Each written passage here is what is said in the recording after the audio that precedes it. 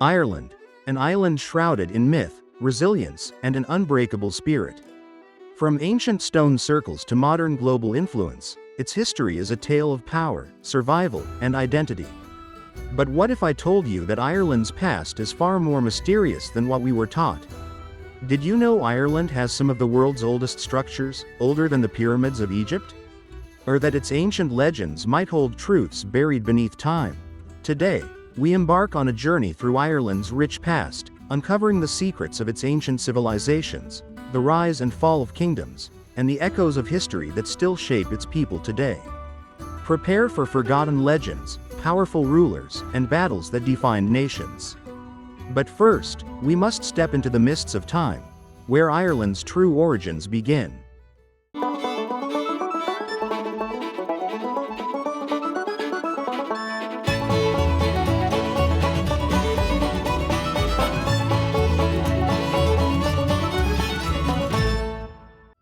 Long before the Celts set foot in Ireland, there was another people, a lost civilization that left behind breathtaking monuments. Who were they, and what secrets did they bury with them? Ireland is home to some of the oldest human-made structures on Earth. The Newgrange Passage tomb, built over 5,200 years ago, predates the pyramids of Giza and Stonehenge. But why did these ancient builders align it so precisely with the winter solstice? Was it merely a tomb, or something more? Archaeologists have uncovered strange carvings, spirals, sun symbols, and cryptic patterns, etched into stone, hinting at a deep knowledge of astronomy. Some believe these markings map the stars, while others suggest they are encoded messages from a forgotten past. Could it be that this civilization possessed knowledge beyond its time? And yet, despite their engineering brilliance, these ancient people vanished. Did war wipe them out? Or did they simply fade into legend, leaving behind only their silent, enduring monuments? Beneath the rolling green hills, undiscovered secrets may still lie hidden. But one thing is certain: these people left a mark so profound that even the Celts couldn't erase it. A powerful culture was rising, one that would define Ireland for centuries to come. Imagine a land where warriors painted their bodies with blue woad, where mystical Druids wielded knowledge that even kings feared, and where epic battles forged legends. This was the age of the Celts, the people who would shape Ireland's identity for centuries. Arriving around 500 BCE, the Celts didn't simply conquer Ireland. They became it. They built great hill forts, their warriors mastered iron weapons, and their oral traditions carried myths so powerful they still echo today. But the Celts were more than warriors. Their Druids were keepers of wisdom, trained for 20 years before they could recite the sacred knowledge of their people. Did they hold secrets of the universe lost to time? Or were they the true rulers, controlling Ireland from the shadows? Even Rome feared them. Julius Caesar himself wrote about the Celts' fierce warriors and mysterious rituals. Yet, despite their power, something would soon challenge their dominance, an influence so profound it would alter Ireland forever. A new force was making its way to Ireland, not with swords, but with words. Christianity was about to reshape the island's destiny forever. But was it a peaceful transition, or did it come with untold conflict? In the 5th century, a young Roman-British boy named Patrick was kidnapped by Irish raiders. He spent 6 years as a slave, wandering the rugged landscapes, before making a daring escape. But what happened next would change history. Did Patrick truly return with a divine mission, or was there something more behind his rise? Legends say he drove the snakes out of Ireland, but historians argue that this may have been a symbolic purge of the old Druidic traditions. The Druids, once the keepers of Ireland's spiritual world, were gradually replaced by monks and saints. By the 6th century, Ireland became a center of knowledge, preserving ancient texts while the rest of Europe plunged into the Dark Ages. Monasteries like Clonmacnoise and Glendalough became beacons of learning, their monks copying manuscripts by candlelight. But with such rapid change, did Ireland truly embrace Christianity, or were old traditions secretly woven into the new faith? The world was shifting, and Ireland was now at the heart of an intellectual revolution. But its golden age wouldn't last forever. From across the rough northern seas, Dragon-headed ships cut through the mist, carrying warriors whose names would soon strike terror into the hearts of the Irish. The Vikings had arrived. Starting in 795 AD, their raids were swift and merciless. Monasteries were burned, sacred relics stolen, and Ireland's newfound peace was shattered overnight. But were these Norsemen merely ruthless plunderers, or was there another reason behind their relentless attacks? Over time, something unexpected happened. Instead of just raiding, the Vikings began to settle. They built Dublin, a stronghold that would later become Ireland's capital. But were they here to rule, or were they being absorbed into the very culture they sought to conquer? The Irish weren't defenseless. Kings like Brian Boru rose to defy the Viking threat, leading to the legendary Battle of Clontarf in 1014. But was this truly the battle that ended Viking influence in Ireland, or was history rewritten to suit a victor's tale? As the blood dried on Clontarf's battlefield, a new enemy loomed on the horizon, one that would challenge Ireland's sovereignty in ways the Vikings never could. Ireland had seen warriors, scholars, and raiders, but now, a new kind of conqueror was coming, one backed by the might of an empire.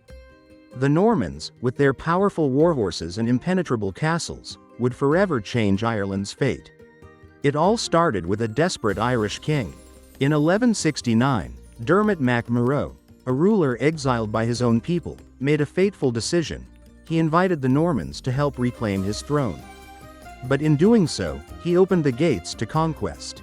Led by Strongbow, an ambitious Norman lord, these warriors landed in Ireland, bringing with them fortified castles, advanced military tactics, and a hunger for control. Within years, they had seized Dublin, Waterford, and Wexford, cementing their presence. But did the Normans truly aim to rule Ireland, or were they being used as pawns by a greater power? In 1171, King Henry II of England arrived, declaring Ireland his domain under the authority of the Pope. Suddenly, what began as an Irish conflict had turned into something far greater, a battle for control between kings, church, and empire.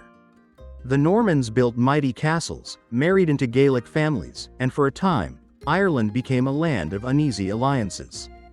But beneath the surface, tension was brewing, and soon, Ireland would rise against its foreign rulers. The Normans came as conquerors, but Ireland was not ready to surrender its soul.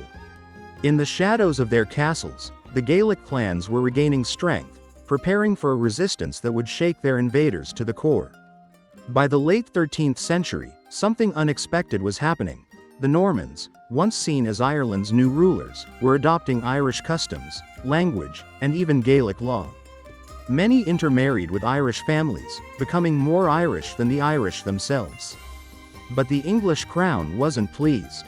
They issued the Statutes of Kilkenny in 1366, laws designed to stop the Normans from going native. But could a law erase culture? Meanwhile, the Gaelic clans were reclaiming lost ground. Chieftains like the O'Neills, O'Briens, and O'Donnells ruled with iron fists, defying foreign control. Battles erupted as Irish warriors ambushed Norman strongholds, using guerrilla tactics in the dense forests and boglands.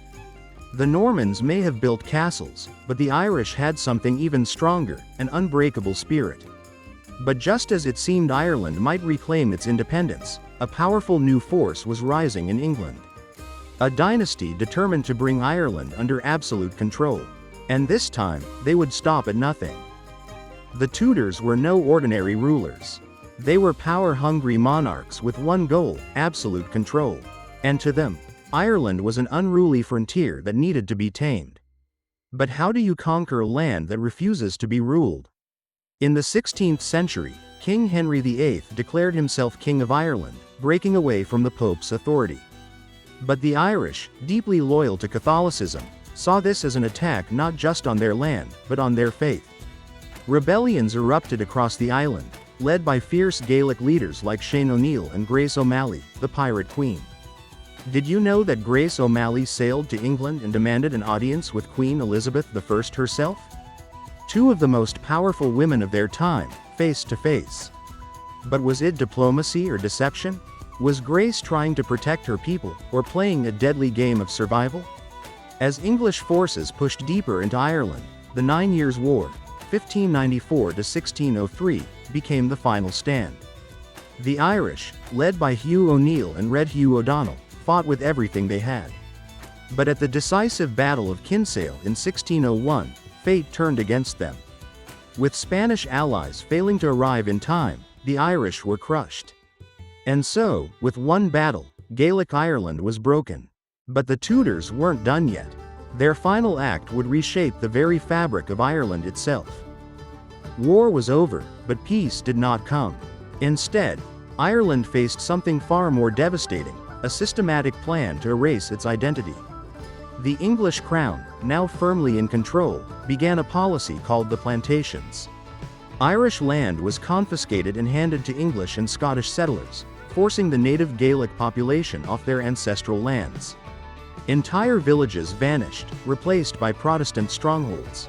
But was this just about land, or was it an attempt to break the Irish spirit? The most infamous of these plantations was Ulster, where thousands of Irish families were pushed out, replaced by new Protestant settlers loyal to the English king. These divisions would not just last for decades, they would shape Irish history for centuries to come. Did the seeds of modern conflict start here? Resistance didn't die, though. Bands of Irish rebels, known as the Wood Kerns, launched daring attacks against the new settlers. But could bows and arrows stand against cannon fire and musket volleys? And just when it seemed Ireland had suffered enough, an even greater catastrophe was on the horizon. One that would starve the land and scar its people forever. If Ireland thought it had suffered enough, it was wrong. A storm was coming. A man whose very name would become a curse in Irish history. Oliver Cromwell. In 1649, Cromwell landed in Ireland with a mission: crush all resistance and bring Ireland fully under English rule. What followed was one of the darkest chapters in Irish history. His army swept across the land, leaving destruction in its wake. Did you know that in some towns, not even women or children were spared? His most infamous act was the massacre at Drogheda, where thousands were slaughtered in cold blood. Survivors were sent as slaves to the Caribbean. Cromwell's campaign wasn't just about war. It was a purge, a punishment. The Irish Catholic majority was forced off their lands under the slogan, "To hell or to Connacht." The rich lands of Ireland were handed over to English landlords, leaving the native population in poverty and despair. But history never moves in a straight line. Even the most ruthless rulers fall. And just as Ireland seemed utterly broken, new tensions were brewing in England that would change everything once again. Ireland had barely begun to heal from Cromwell's wrath when another conflict arrived, a war that would cement the bitter divisions that still linger today. By the late 1600s, two kings claimed the English throne: James II, a Catholic, and William of Orange, a Protestant. Ireland became the battleground for their fight. But was this just a war between kings, or something deeper? A fight for Ireland's soul? In 1690, the two armies met at the Battle of the Boyne. Thousands of Irish Catholics fought for James, hoping to restore their lost lands and freedom. But William's forces, better equipped and backed by powerful European allies, crushed them. James fled, leaving his Irish supporters to face brutal consequences. Did you know that the Battle of the Boyne is still celebrated in Northern Ireland today? For some, it symbolizes victory. For others, a painful reminder of conquest.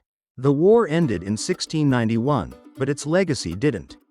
New laws, known as the penal laws, were introduced to keep Catholics powerless.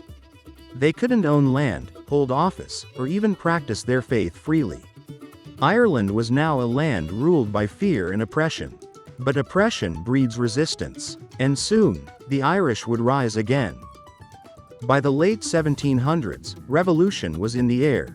Across the Atlantic, the American colonies had broken free from Britain. In France, the people had overthrown their monarchy. Could Ireland be next? A group known as the United Irishmen, led by Wolfe Tone, believed it was time. Time for Ireland to break free from English rule and create a republic where all, Catholics and Protestants alike, could be equal. But was Ireland ready for revolution? In 1798, the rebellion exploded across the island. Did you know that in Wexford, the rebels even declared their own short-lived Irish republic? But freedom is never won easily. British forces struck back with brutal efficiency. The rebels fought bravely, but they lacked the weapons and support needed to win. Thousands were slaughtered, and Wolfe Tone was captured. Rather than let the British hang him, he took his own life. The rebellion had failed, but the dream of Irish freedom was far from dead. A fire had been lit, and it would burn for generations. If war and oppression had tested Ireland, what came next would push it to the brink of survival. The Great Famine, 1845 to 1852, was not just a tragedy, it was a turning point that would change Ireland forever. It began with a silent killer, the potato blight. This disease spread across Ireland's fields, turning healthy crops into black, rotting waste. For a country where millions depended on potatoes to survive, this was a death sentence. But here's the shocking truth. Ireland still had food. Wheat, barley, and livestock were being exported to Britain, even as the Irish starved. 1 million people perished, and another million fled the country, many on coffin ships, bound for America. Did you know that some of these ships had higher death rates than slave ships? Passengers crammed into filthy, disease-ridden decks, many never reaching their destination. But the famine was more than just hunger. It left scars that never fully healed. The Irish people now saw British rule as not just oppressive, but deadly. Would this be the final spark that ignited the fight for independence? By the early 20th century, Ireland was still under British rule. But after centuries of oppression, the spirit of rebellion could no longer be contained. On April 24, 1916, a group of Irish revolutionaries took a daring step. They seized control of Dublin and declared Ireland an independent republic. Their leader, Patrick Pearse, stood on the steps of the General Post Office and read the proclamation of the Irish Republic, a moment that would become legendary. But the British responded with overwhelming force. For 6 days, Dublin became a battlefield. Did you know that even civilians were caught in the crossfire, with entire streets reduced to rubble? The rebels fought fiercely, but they were outgunned and outnumbered. On April 29, they surrendered. Yet, something unexpected happened.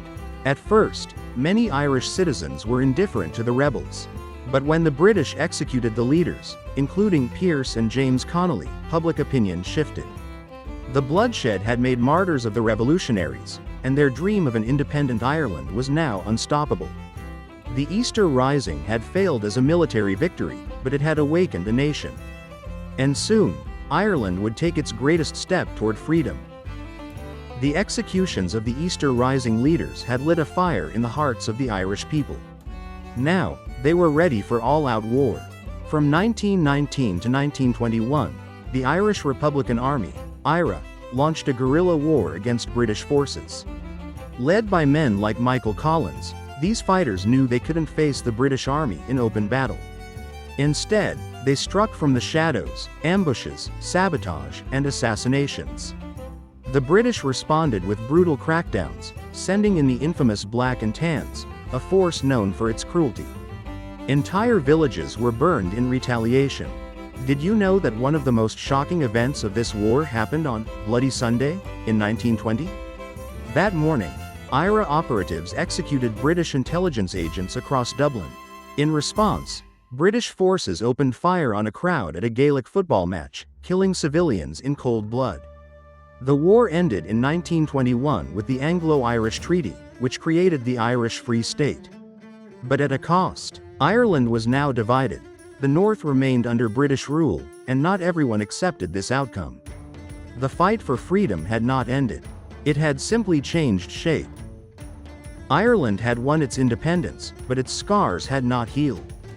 The partition of Ireland in 1921 left Northern Ireland under British rule, and for decades, tensions simmered between the Catholic nationalist community, who wanted reunification, and the Protestant Unionists, who remained loyal to Britain.